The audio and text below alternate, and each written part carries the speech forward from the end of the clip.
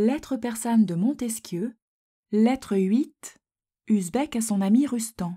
À Ispahan. Ta lettre m'a été rendue à Erzeron, où je suis. Je m'étais bien douté que mon départ ferait du bruit.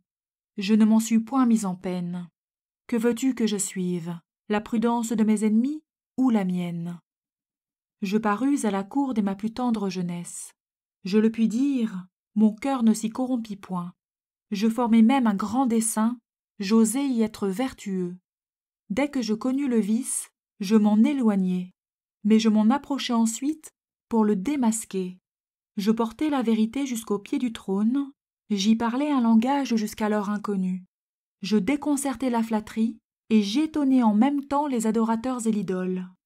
Mais, quand je vis que ma sincérité m'avait fait des ennemis, que je m'étais attiré la jalousie des ministres sans avoir la faveur du prince, que, dans une cour corrompue, je ne me soutenais plus que par une faible vertu, je résolus de la quitter.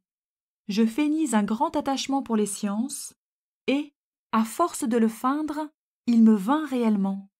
Je ne me mêlai plus d'aucunes affaires, et je me retirai dans une maison de campagne. Mais ce parti même avait ses inconvénients. Je restais toujours exposé à la malice de mes ennemis, et je m'étais presque ôté les moyens de m'en garantir. Quelques avis secrets me firent penser à moi sérieusement. Je résolus de m'exiler de ma patrie, et ma retraite même de la cour m'en fournit un prétexte plausible. J'allai au roi, je lui marquai l'envie que j'avais de m'instruire dans les sciences de l'Occident, je lui insinuai qu'il pourrait tirer de l'utilité de mes voyages, je trouvai grâce devant ses yeux, je partis, et je dérobai une victime à mes ennemis. Voilà, Rustan, le véritable motif de mon voyage. Laisse parler Ispahan.